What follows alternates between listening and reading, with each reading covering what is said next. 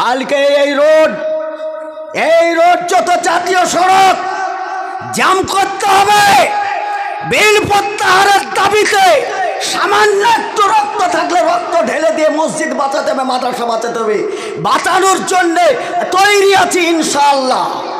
মানুষ মারা গেলে মাইকে এলান করা যাবে না, ভালো কথা, সবাই মেনে নিয়েছি। আজকে মাইকে এলান করি না। তোমার কবরই থাকবে না তো এলান কি হবে? কবরই তো থাকবে না, এলান কি হবে?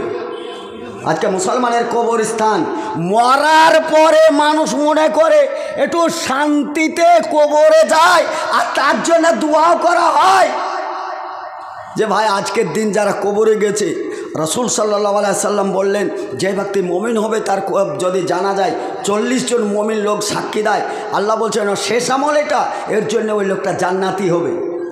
তা জান্নাত মানে কি? জান্নাত মানে শান্তির জায়গা, ভালো জায়গা, যেখানে শেষ ঠিকানা জান্নাত।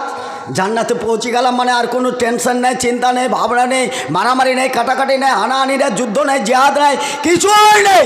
জান্নাত জান্নাত, আম খাবো, জাম খাবো, কলা খাবো, লিচু খাবো, যা খাবো তা খাবো, মাছ তাস তাই আনফুটাকম।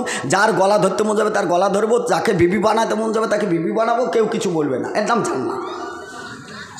তাহলে যে জান্নাতে যাওয়ার জন্যে এত কিছু চেষ্টা করলাম, একটা মুমিন লোক কবরে বসলো, মরলো, তা সেই লোকটার আর তো কিছু করার নেই, সে তো মরে গেছে, তার হাতও মরে গেছে।